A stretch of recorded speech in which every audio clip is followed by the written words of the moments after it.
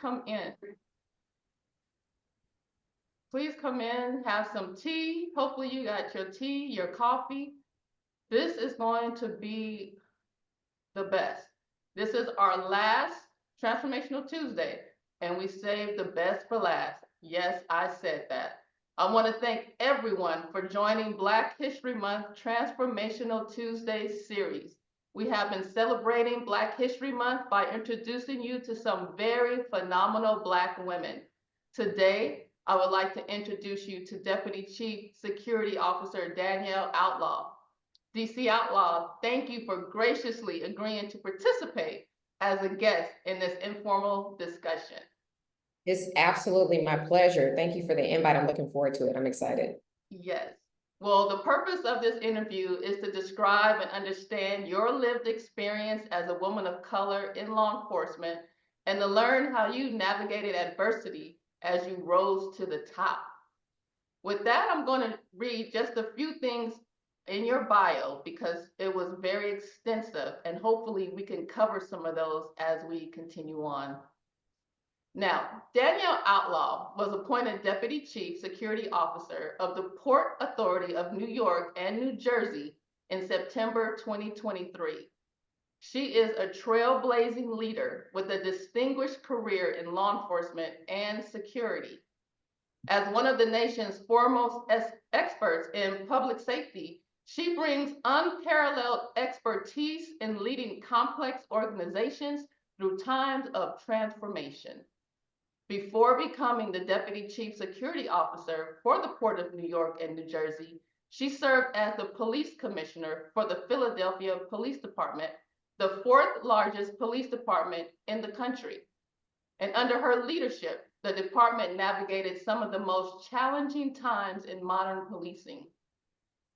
Prior to her tenure in Philadelphia, she was the Chief of Police for the Portland Police Bureau in Oregon, where she built a reputation for her strategic approach to community policing and reform.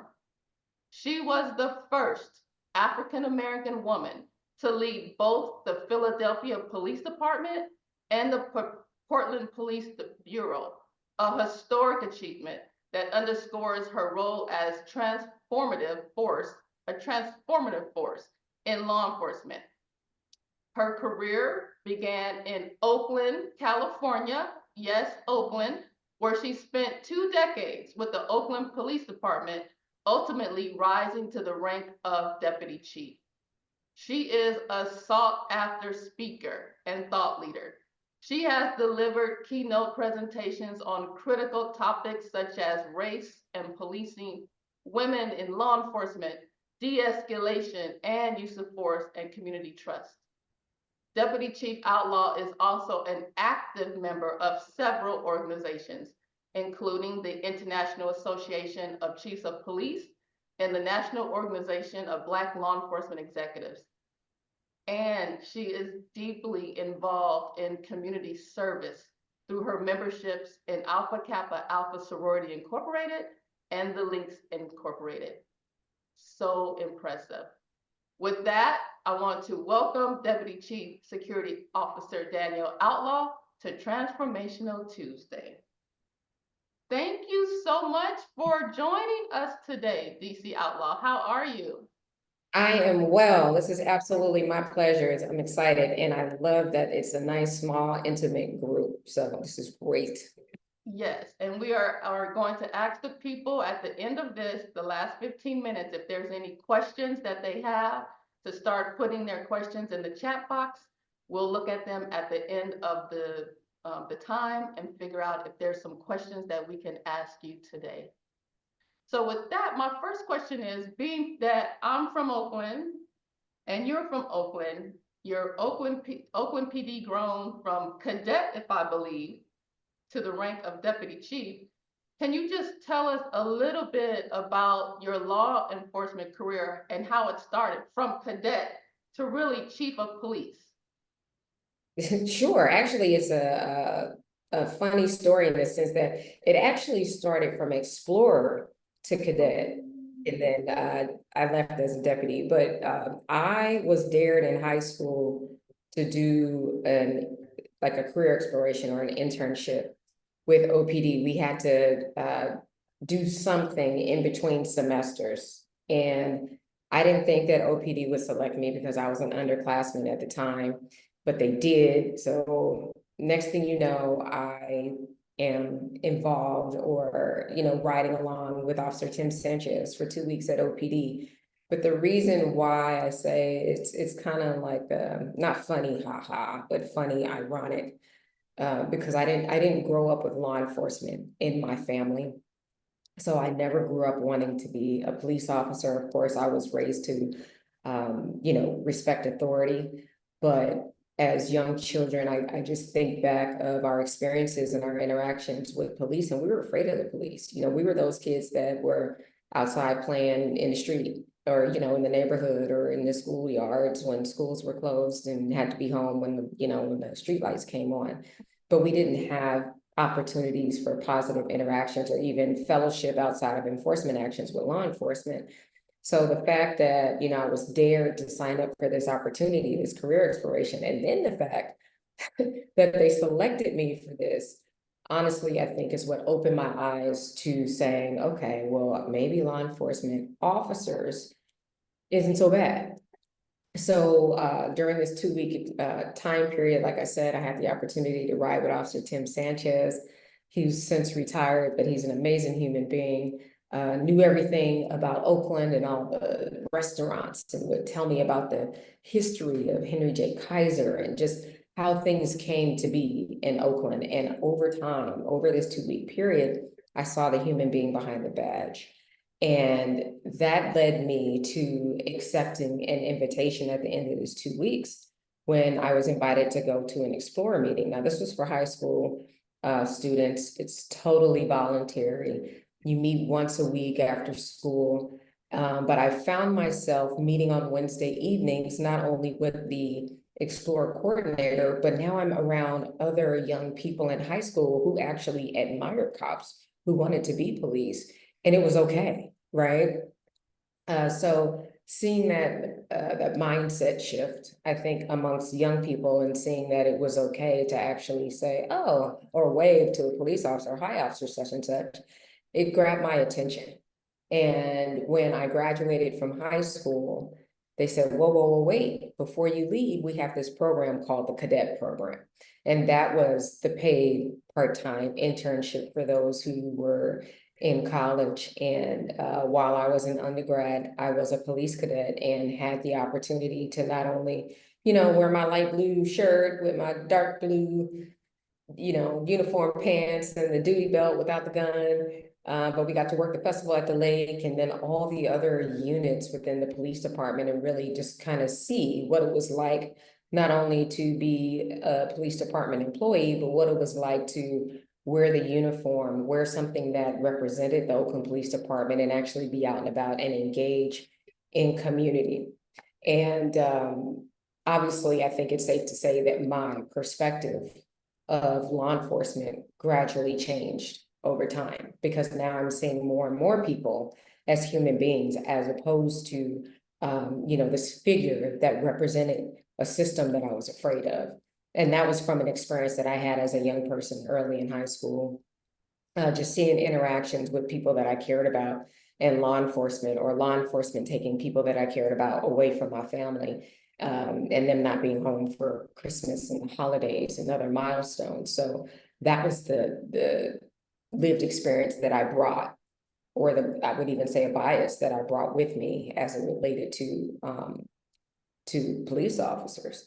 And then while I was in my last semester of undergrad, life happened as it does for a lot of us. And I learned that I was expecting. And I said, okay, well, stuff just got real. I need a job. And the police department was still there. So I said, okay, well, I'm not going to go straight through and get my doctorate. That's what I was planning on doing. I was going to become a social psychologist. And I use the joke to this day that law enforcement really is social psychology anyway.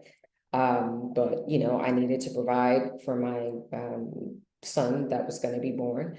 And I remember going through the whole hiring process for police officer, and my son was 2 weeks old at the time. I was still in stitches. I had no business out there, but I was determined.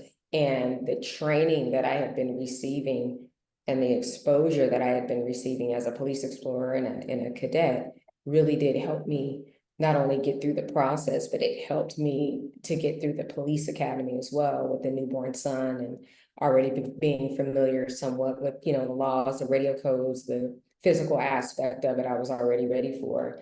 And, the rest is history. One funny thing though, is I remember as a police officer before I got promoted to sergeant, I served as the public information officer. And the funniest thing about that is that after my stint there working in the chief's office, because you're a direct report to the chief of police, after I finished that job and I got promoted to the role of sergeant at that time, I said, I never, ever, ever in my life want to work in the chief's office ever again. That didn't work out so well. No. But that's how I landed here. That's how I landed here. And, of course, history has been made, but I think there's still more to be made because, when you're first, it's our role to ensure that we're not the last. That's right. And the thing about that, DC, that you're saying, I heard the word determination.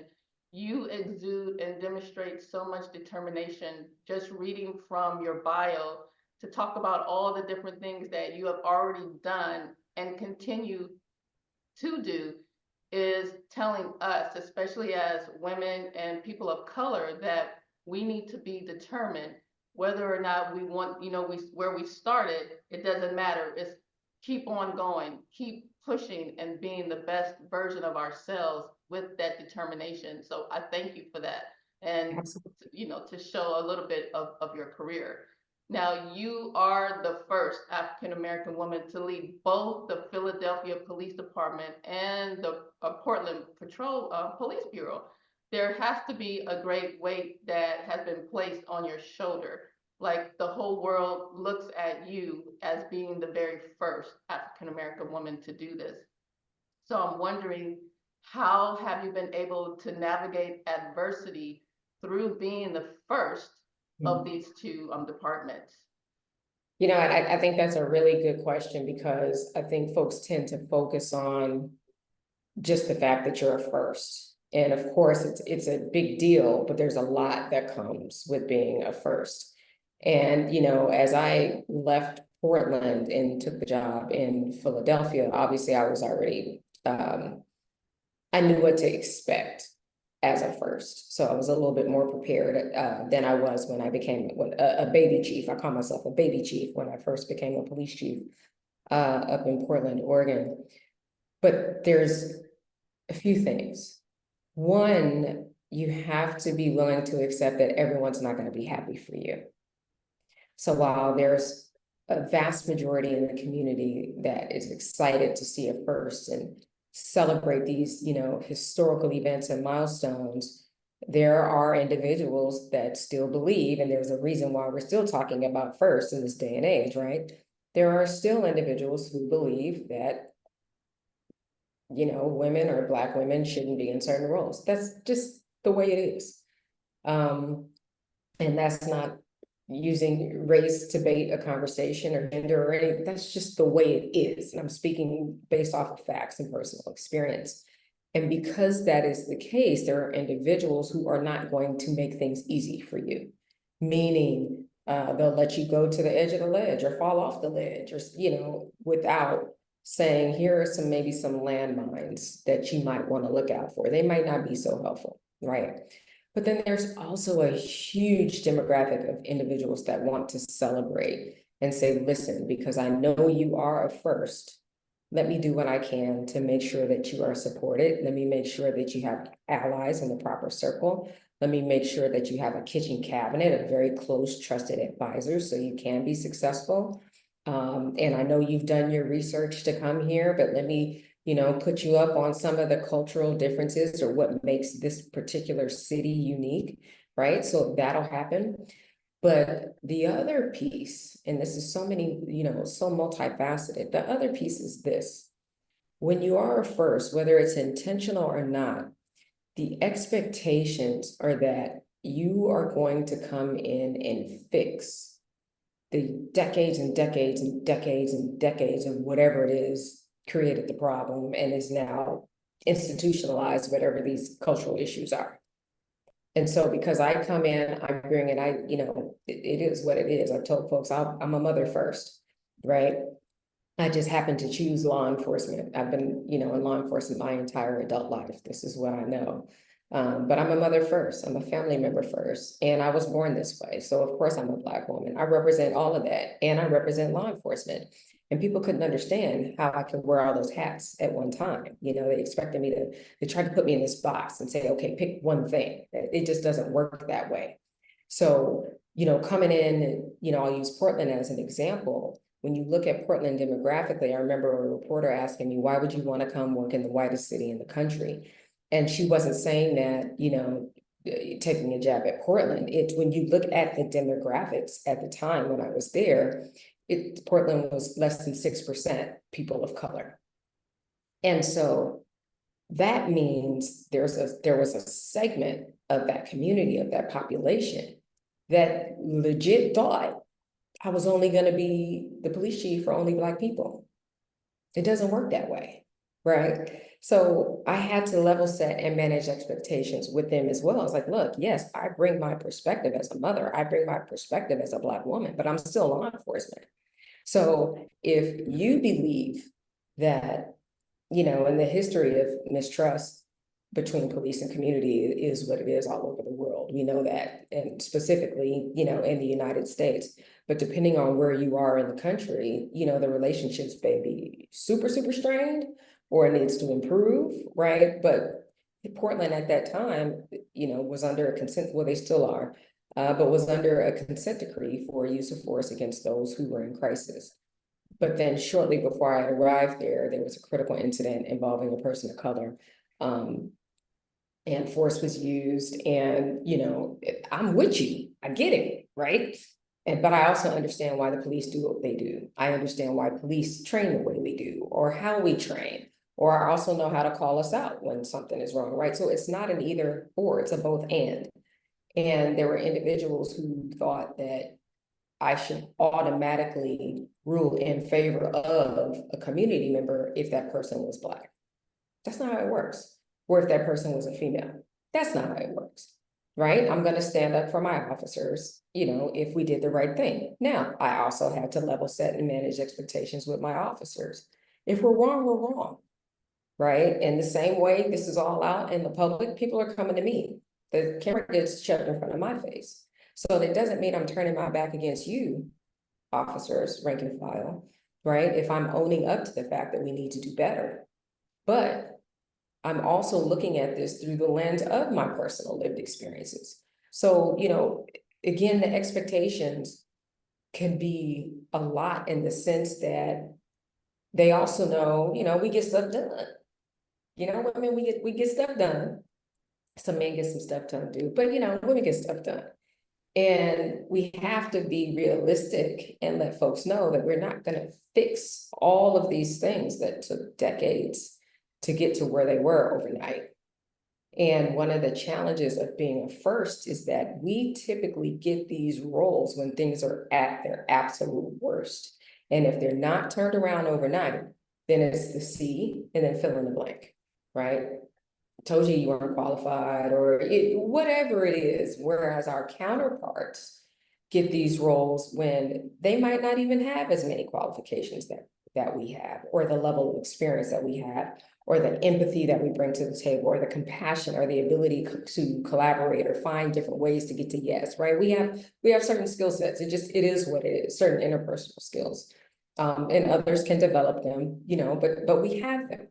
And you're not as quick to get the benefit of the doubt when you are a first. That's just the reality of it. And so I think for those of us who are, whether on this call or, we'll see this later on YouTube, and you're kind of putting your foot in on the water, testing out the water levels, figuring it out, just know that folks are going to celebrate you. Some folks aren't going to be happy for you. Some folks are going to let you fall off the ledge and say, oops, my bad, you didn't see that there. And then some folks are going to say, listen, we know this isn't going to be easy for you. Let's help you establish a village so we can rally and support around you so you can manage those expectations.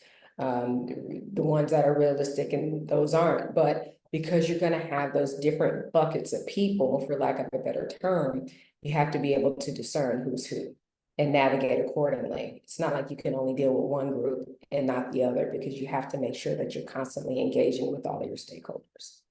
Wow, DC Outlaw, you have said a lot. My brain is just going in all different directions because I'm hearing you have brought your lived experience to being the top head of a department, being the chief or a commissioner, which actually is helping the community and is helping the officers, because in your lived experiences, you are able to understand the community at large as well as the community inside your department, which brings this kind of balance, if you will, to level set, as you said, both sides, of the thinking.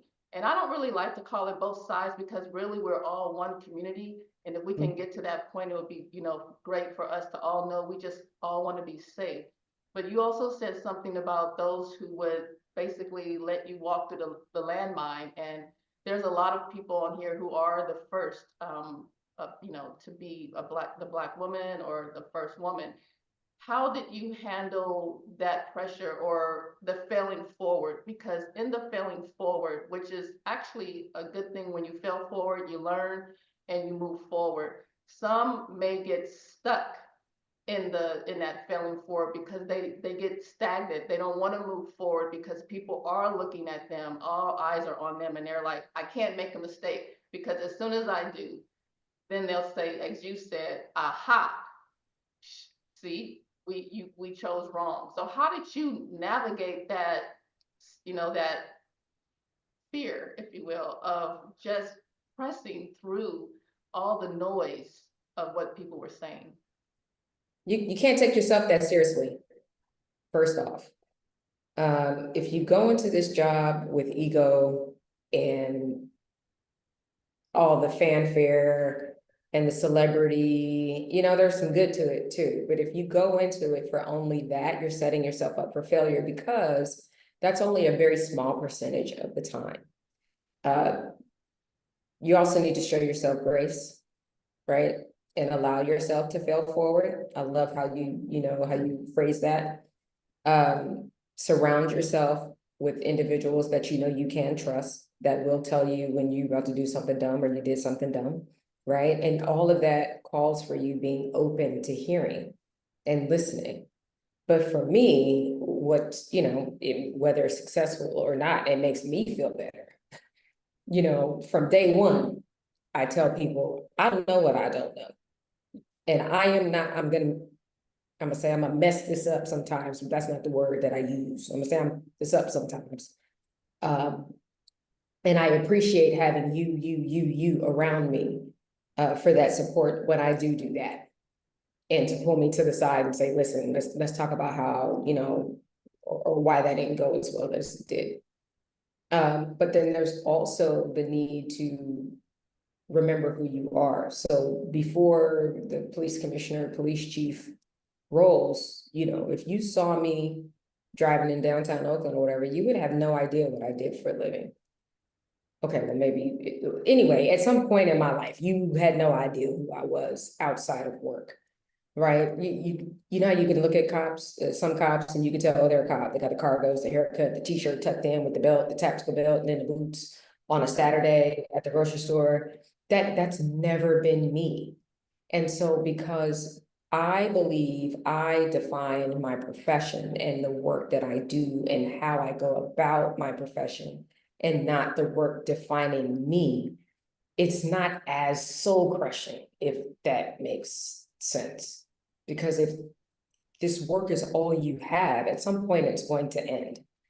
And you got to figure out what to do to take care of yourself mentally. So I made sure that I focused also on what Danielle enjoyed to do in my off time. At the time, social media wasn't as big as it was when I first became a police chief. So then my, note to self was, don't read the comments, because they were brutal. And then, of course, they started turning off the comments once I left. I was like, what does that do? I mean, I guess they look at how nasty and ugly people can really be outside of bringing constructive feedback or just, folks will comment on everything from your looks to what you're wearing to, everything. But when you step into these roles and, I'll walk into a room like, yeah, I know I got a big forehead and, right, it's just, so what? But you also have to show yourself grace, understand that you're gonna make mistakes. And, I've always used, not always, but I tended to towards, actually throughout my entire tenure in Philadelphia, I would say constantly, we are a learning organization. I wanted to proactively let people know that some things we're gonna do really well, some things we're not gonna get right. And quite frankly, some stuff we're gonna be building the plane as we fly it. But that's okay because we're human beings. So I think those who live 1,000% within the realm of this job defines me, it has to be perfect. I don't need help. I don't want help. I'm not open to insider perspective or feedback from my very important stakeholder communities, whether internally or externally. Those are the folks that don't do as well. And then lastly, I'll add to that. You got to be prepared to take a position on something and defend it, right? You can make a decision and say, you know what, this is the best thing ever. There's always going to, it's like paid trolls to poke holes into whatever it is that you're saying. So I used to say, I don't lose sleep at night over any decisions that I've made because I didn't do it for personal gain. I did it for what I thought was best at the time I made the decision. I thought it was best for the organization as a whole or the community at large. And I did the best that I could with what I had. And going into it like that, I think just really being not easy on yourself, it's okay to have goals and expectations and push yourself for excellence, but you have to be willing to show yourself grace and also recognize that the community may not do that too, but if you have a small circle of trusted advisors around you to work through, I think you can handle it a lot easier than some others who haven't done so well. Thank you for that. And I just want to say your confidence and your wisdom is just exuding right now. And I'm sure everyone on this Zoom right now is writing things down and taking it to heart because you're right. It's not, it's loving ourselves, but also understanding who we are, having that empathy for ourselves as well as the community. So thank you for that. I But do you know want to what, go, Tiz, real quick, let me just share something because I think you mentioned a really good point. It's not just about showing grace as well. And for some people, the lights bulb, they wake up and this is who they are. I'm ready to take on the world, and for me, I think I was always this way, but I wasn't always this way. So I can think about, certain ranks that I held or positions that I held, in my home department and just the people I was around. And it was kind of by, design and, the roles I was in. I wasn't always empowered. I wasn't the final decision maker. I wasn't the final signature. So I can recommend. But I also dealt with all the microaggressions. I dealt with all the isms sitting around the table. I also dealt with it. I just said that. And then this person says it, and all the things. I dealt with all of that. It was when my mother passed for me. When my mother passed, the light bulb really clicked on and said, listen, if you're gonna do this, do it. There's no half-ass in this, right? If you are going to say something, be heard and make sure that it's heard. And matter of fact, I want to memorialize in these notes. You know what I mean? I'm not just gonna throw my hands up and say, okay, well, next time or whatever, because all that does is eat you up inside. So when my mom passed, I said, this was the game changer. And I think this was like the first time around the same time when I had applied for the first police job that I had applied for. And I said, anything that I do, putting myself out there publicly, I'm going to be my true authentic self because people can see through BS, or if they don't see through BS, you can only hide it for so long. So why not give them who you really are? And once I put myself out there and applied for a police chief job and say, this is it, I don't know what I don't know, but here's who I'm relying upon to help me learn, and this is my style. This is, everything about me that makes me me. The door's just flung open. And it's so liberating, as opposed to feeling like you're in a room where you have to walk on eggshells. Or if you put forth a good suggestion, you may or may not be heard, even then you work so hard on it.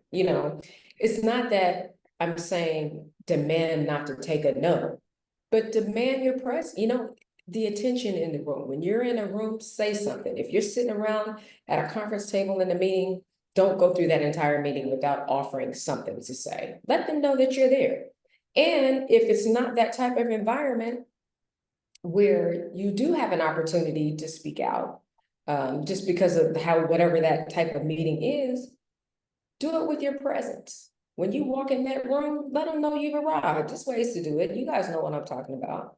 You know what I mean? But it doesn't happen overnight for everybody. For some people, it takes a life event for the light bulb to click on. But I'm saying once that light bulb clicks on, those gates just fling open. And I'm hoping that, all of you in this meeting have already reached that. But for those of you who have not, if you don't feel confident or you think you're an introvert and there's not ways to, to apply your leadership style to large groups or whatever it is, you will absolutely get there. And there's too many of us in this room to not allow that to happen for you. So I just wanted to add that. No, that's good, because you remind me of Joan, another person that we know from Noble, who was my mentor and planted a seed in me when I was just an officer and had my daughter. And she just pushed in a good way, challenged me in a good way to, promote up, and the rest is history. But it takes someone for me to have planted the seed and say, yes, you can. And you telling us on this Zoom call, there may be someone who never heard that before, and they're listening to you right now, gaining that confidence in themselves, because we do just have to be ourselves. We bring our own unique selves to the table, and being anyone else, I can tell you from firsthand, is tiring. It's exhausting to try to be someone that you're not. And so to embrace ourselves and love our own unique selves, people will either take to it or not, but at least you leave the room being you. And that's the most important thing, is to be yourself. So I think hopefully we have all heard that today. And you do a lot of guest presentations, and I hear you gave one from TEDx that was entitled Humanity in Authority, where you challenged the misconception that authority and humanity are incompatible. Instead, you offered this powerful narrative on how law enforcement leaders can wield authority with empathy and understanding. So where does this deep affection and love for community come from? Because it's such a high level of understanding that you lead with true empathy and compassion and understanding. And where does that come from for you? I think that comes from, and thank you. I think I've never been asked that before.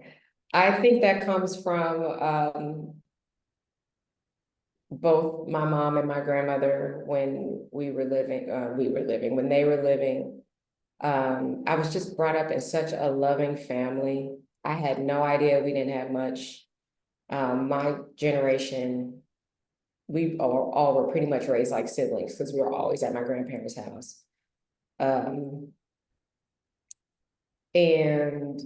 I didn't realize that my grandparents, and actually even my mom and her siblings, they brought a lot of their values and upbringing and norms around family and looking out for one another and being in church all morning, all afternoon, all day, all night, from New Orleans with them. And I didn't realize how much of that Southern upbringing was kind of ingrained into mine until someone told me and recent years. I'm like, I'm from California. What you talking about? They're like, nah, where you from? And it's just how we do things, right? The expectations of, again, we didn't have much, but we could always go to my grandparents' house and find something on the stove. Or if someone, family was moving from New Orleans to California and they needed a place to stay, they always had a place to stay there. And my grandparents' home was this big, right? So it was just, they always looked out for one another. And so my mentality has been, if I got it, you got it, especially, in groups like this or, for others professionally, because that's just, what I saw coming up. I shared with you that my intention was to be a social psychologist. I wanted to get my doctorate and just study groups of individuals and how, what makes groups move and, and just kind of work behind the scenes, but all community based. I didn't know what I was going to do with it, but I wanted to do something in community. And the other funny thing about around the time when I did the internship at OPD, it was during the Rodney King riots as well. So the level of mistrust against the police was at an all-time high, especially in underrepresented communities. Oakland is the home of all things social activism. I remember them they weren't supposed to, but they were putting locks, chains on the doors at my school, so we couldn't go out and do walkouts in protest. Not that we were, but they thought we would. And then I was also brought up, especially high school, undergrad, graduate school, the environment was all about social justice and commitment to social justice. They didn't throw it in your face, but that's what it was about. So the curriculum, everything, our required volunteer projects, everything was designed around what are you going to do to contribute back to your community? And, that's what I push into my sons now. But I think I've always just kind of wanted to land into some form of service to others, but I've also had to recognize, we talked about being a first, like what's one of the things to keep me going when things aren't always the best, is recognizing that my purpose is greater than me.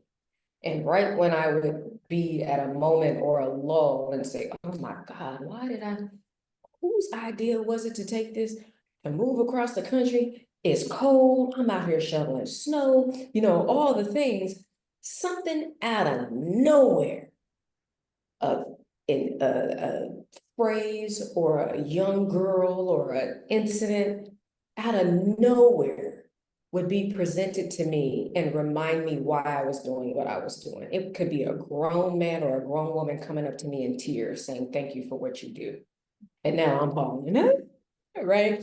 Or a little girl and, her dad saying, hey, do you know she's the police commissioner? Kids and little people, they don't know what a commissioner is or a chief and then their parent would explain, well, officer such and such, yeah. Or that police officer right there, yeah. Well, she's the boss of all. And then you can see the little girl's eyes just light up and go, wow. So it would be little shining moments like that would remind me that I was called to do something in service. I think I just happened to choose the lane of service that I was in. So here I am. God has you touching so many different lives. I love how you said that, a purpose-driven life, right? And this life of service and compassion to so many people. Some of us, God gives 10 people, 100, 1,000. He's given you a whole city, multiple cities, because your heart is so full of compassion for the people. I mean, your life has been that way since I've seen you in Oakland, where you have just demonstrated this love that you have for the people. And Oakland is so proud to see all that you have accomplished. And we know, we don't know the depths that you will soar and reach, because Chief, Commissioner, Deputy Chief, you have really touched so many different areas. And I asked earlier, like, when is your book coming out? Because we need to hear more about you, and this is just the tips of the iceberg of what we're talking about. But I know that there's so much more challenges that you probably even face right now, being, in your position. And we want to say thank you for representing Oakland, representing Black women, people in general who just have a heart to love other people. We thank you because we know that this is hard work to be at the top. We know that there are people who would love for you to fall, but God says no, because you already know you have a purpose, and we're here to support you. Um, I'm reminded of this, and I'm not going to preach or anything, but there's this tweak of a scripture that says, can anything good come from Oakland? I'm tweaking it a little. And we Hmm. want to say in Oakland, yes, there is. And her name is DC Danielle Outlaw. Oh, wow. Absolutely something good can come from Oakland. And we just really commend you, all of us, our Oaklanders, for all the good work that you're doing. I just wanted to put that Thank you out so there. much. I received that. Thank you. You're welcome. All right. And on top of that, you have earned numerous accolades because of the contributions that you have made to the field of law enforcement. You received the Perf Gary P. Hayes Award for your demonstrated leadership and innovation, the Cascadia Behavioral Healthcare Culture of Caring Award, and the United Negro College Fund's Outstanding Youth Role Model Award. And that's just to name a few. How has your achievements helped to shape the communities that you serve? That's a really good question. And, I am honored to have been recognized with the achievements that you mentioned. I pause because there's so many out there like me, uh, that have been working behind the curtain, that have been Cinderella, so to speak, that don't get the recognition or the accolades. I mean, heck, I even say, I don't know how many times I've asked this in the last year and a half. Oh, how quickly they forget, right? Folks are quick to want to erase history. Folks are quick to um, kind of forget about the pandemic and all the things that went on there, and the hardships that we had to face. So I'm just saying that to say, while there are several achievements, it doesn't mean that there aren't feelings or times or periods of feeling like, okay, we just gonna act like this didn't happen. Or are you gonna come back and apologize for the way you kicked my teeth in during this time period, and now you see the light? And now behind closed doors, you're saying, oh, well, maybe, you know what I mean? When do you come back out and publicly acknowledge and apologize or give people their flowers? When does that happen, right? Do we have to pass away in order for the acknowledgement to occur? So I still think there are far too many of us who are working in these professions who have yet to be acknowledged. Period, point blank, and I've moved on to a different type of role. It's a great role. It's the best sides of, I get both sides of corporate security and then having a full-fledged police department as well. This is my first time ever in my adult life that I'm not in uniform, right? So it's a completely different experience, but I'm learning new things and, just being responsible for the safety and security of all things, tunnels, bridges, and rail and airports and the World Trade Campus and, and the port, all these things in 2 states at one time. It's a big deal, but there's also a lot of other folks like me who are who have achieved, maybe on a lesser scale, who have achieved, and they're still seen as invisible and have to justify their existence. And I can give you plenty. You asked me when, when am I going to write a book? And I was like, okay, I've been saying I'm gonna take the suggestion seriously, and I have been in the last 3 or 4 months. But I can think of so many instances where I've had to justify my existence. Or, I can think of the very first time going to the White House, and I'm with 50 other police chiefs from around the world. and we are in a VIP tour. And they told us because it was so hot in DC that we could dress it down. But the fellas still had to wear a collared shirt. But you'd see a collared shirt with cargo shorts and tennis shoes and white socks, walking through the White House. And I said, my grandmother would roll over in her grave if she learned that I finally got to go to the White House for the very first time. And I'm in casual clothes. So I took a picture of it. I had on a suit. I threw on a suit. I might have had on my t-shirt that underneath that said reclaiming my time. I don't know, but I was very professional. My whole point is throughout that tour, I got stopped by Secret Service and asked if I belonged in that group. And my colleagues had to intervene and vouch for me and say, yes, she's with us. It happened 3 more times in that same day where I had to justify belonging there or showing ID or saying, yes, I'm part of this group, or because they're in their mind, they couldn't fathom that I was a major city police chief and I belonged there. I have so many examples like that.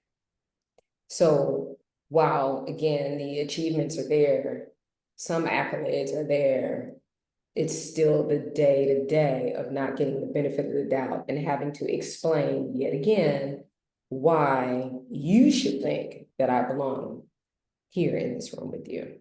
So it's just things to consider. Still BS that we still have to deal with, that I still had to deal with. And I just hope that it improves in the You're saying it. I know that Tanya's on here from the 30 by 30 initiative, and that's one reason why we have that initiative, is because we need more women in these spaces. We need to encourage more women to take hold of what we know is true, that when we are here, things do improve, things get better on a general basis, and so we need folks like you to continue to keep soaring. And as you're soaring, to bring others, up, which I'm going to pivot a little for this question about Noble and some of the other things that you're part of. Noble is the National Organization of Black Law Enforcement Executives. And like I said, my mentor is part of the group. And that's how I really started to promote up. My mindset changed so that I knew that I had to allow my voice to be heard, but also bring some others up with me. And I know that to be your case as well. What do these groups like Noble, even AKA, what do those groups do for you? Are those support groups, mentorship groups, how do they work out to help you in just even keeping calm in what all that you have to do? Well, I think it's being around other individuals that understand, right? That have had similar experiences. And, like I said, my mindset has been and continues to be, if I got it, you got it, right? It's not a competition. It's not only one of us can have. It's not a crab in the bucket mentality. We're not living within a scarcity model. It's, listen, here's what I learned. Let me share this with you. And when you talk about organizations like Noble or IACP, right? To me, size of the department, all that stuff is out the door. Because you have some people that'll look down their nose and say, oh, or how many, or like the first question they ask is, you're from such and such? How many people, how many sworn? I'm like, come on. That's almost as bad as being in a social setting and the first thing somebody asks you is, what do you do for a living? Stop it. It doesn't matter, because guess what? It's all the same. You have the same small inner core people. You still have your marching orders. You're still a CEO. You still have an organization to run. So it doesn't matter if you get 10 people or less. Well, I guess it does a little bit, because as a chief, you might be answering calls for service, but you know what I mean. 10 people, 50 people, thousands of people, or whatever it is, right? We all, and to some varying level or degree, have experienced either similar adversities, the need to be resilient, or need to do something to move forward. And we use these organizations as a safe space to pick each other's brain. And it's also a safe environment to say, hey man, I know folks know I'm supposed to know this, but I don't. What's the answer? Right? But you have to be open to receiving assistance. When you walk into it like you think you know everything, I got it. You know, people pick up on that. They're like, okay, you can't tell that person nothing. And they don't even bother anymore. So I think it's important to not only be a part of these organizations, but for your own mental health and well-being, having that person or a mentor or an organization or whatever it is, where you have a safe space where you can not only receive advice, but you are sharing your experiences that might not be some of the best experiences, but it's not you. You know, how many times have we gone to conferences and there's a panel and people just complain? And you sitting there like, okay, we get it, right? Nobody wants to hear that. Tell me how to overcome. How did you get through, right? And how do we ensure in my role today that this doesn't happen again? Or if I'm not in a position of influence where I can make that sort of policy change, how do I speak up for myself? How do I connect with others who can help me speak out or advocate on my behalf? You know, so it's important to be open, to be a part of some form of village just for your own sanity, but I think also to make sure that you're successful and you're in this job for as long as you want to be, as opposed to for as long as somebody tells you you're going to be in this job. Thank you for that. And I also want to thank, we have on the call retired Lieutenant Anissa McNack, who is our Region VP Vice President for Noble. So I want to just thank her for being on. I do have a call, not a call, and a question from someone that says, what has been your biggest accomplishment in your career? So I'm about to give you the answer that you probably don't expect, but this is my answer each and every time. Is that my children still love me. And I don't mean that in a cynical sense or a facetious sense. I'm dead blank serious when I mean that. I figured out a way to explain to my children throughout my entire career that sometimes maybe a holiday might be the day after, or I somehow figured out, I don't know how, when I worked weekends, but I figured it out to manage to pull into a game, a football game, and just happen to catch whatever play that was. So when they asked me, Mommy, did you see me? Blah, blah, blah. I was like, I sure did. Even though I was only there for that snapshot or a window of time, right? I was still able to prioritize who and what was most important. And I hope to this day, I mean, obviously my parenting style is what it is. And some of my sons will probably tell you, you know, ooh, she's something else when it comes to that. But I was there and we have a relationship and we're still super close. We, you know, my oldest is in Manhattan. So we're both in Manhattan, even though I see him less, even though he also works in Manhattan. And my youngest is in the military in the middle of nowhere in Missouri. Right. But we still FaceTime, you know, we come together, we're all super tight. And I say that's my biggest accomplishment because you see so many families where, or you know those ones, the cops. If the cops love them, but their family can't stand them, or they don't even speak to their children, or whatever it is, you know. And I'm just so grateful that that is not my case, because again, you guys, at some point, these careers are going to end. And so if you lose yourself in this profession, and when it's time to end, all the things that were supposed to be the most important, or the ones that were there for you before the career and now are the ones that are there after, if they don't want anything to do with you, how do you think that impacts you and your own personal well-being? So my relationship with my boys is my absolute greatest accomplishment. And they know that anywhere that I move in this country or this world, they will always have a place to stay, because that's just how it is. I felt that, DC. I definitely felt that. I can tell that you really, family to you in general is really something that's high on your core values. I mean, mentioning your mom, your grandma, your children, that to me is the sustainer. You do this, you have this purpose, but family is the thing that is your core that's keeping you together. And I absolutely can understand that.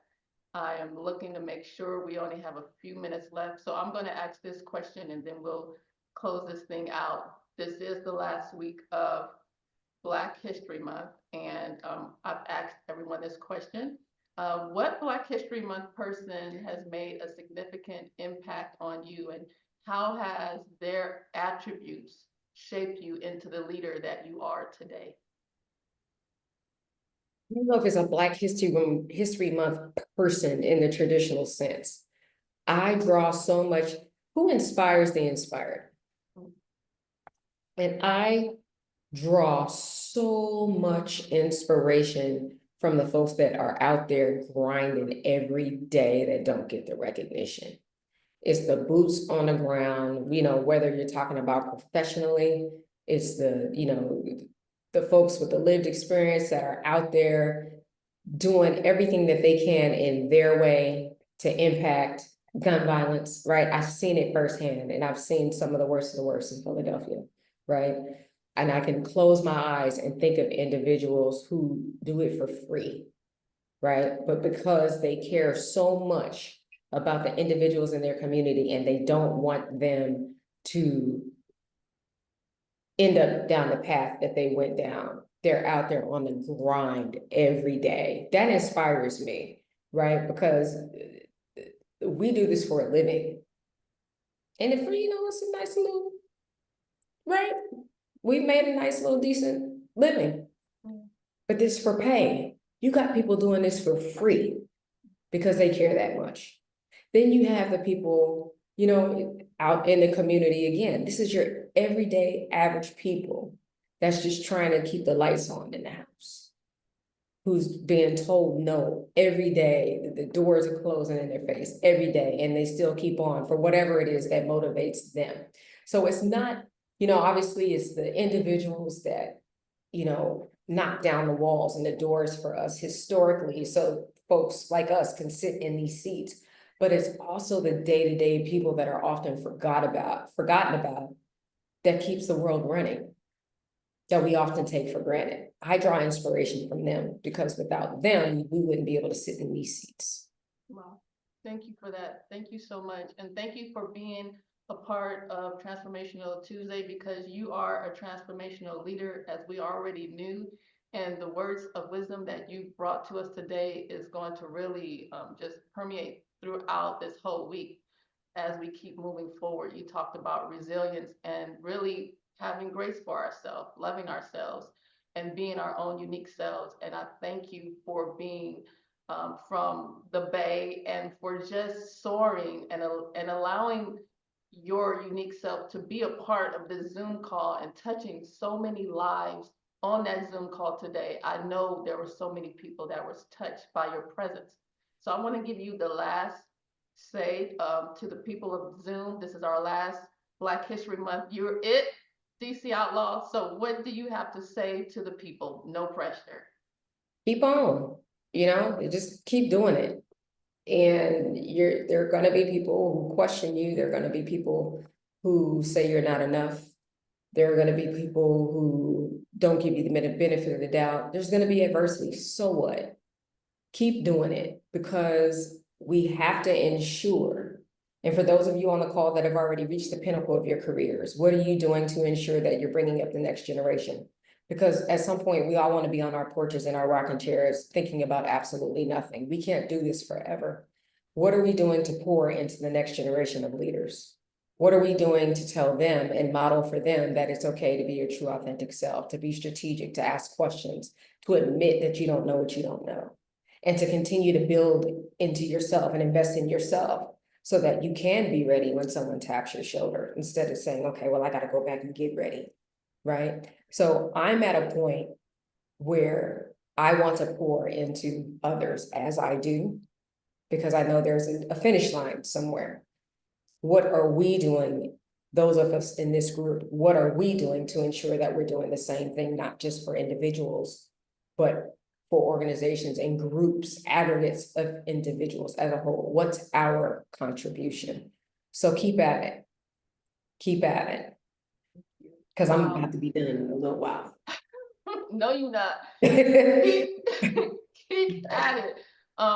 Dr. Reddick is on here from Noble. I just want to thank all you guys for being here today to support DC Outlaw and myself on this Transformational Tuesday. You have really put the transformational in Transformational Tuesday, and we hope this is not the last time that you will bless us with your presence on one of these calls. We just thank you for taking time out of your own vacation to be on this call today, to just give us these pearls of wisdom. And we just say thank you so much. For all you on the Zoom call, thank you for coming in. And we will see you another time on another Transformational Tuesday, some other time. With that, we just want to say thank you, DC Outlaw. Thank you. It was my honor and pleasure. All Take right, you care. guys have a good day.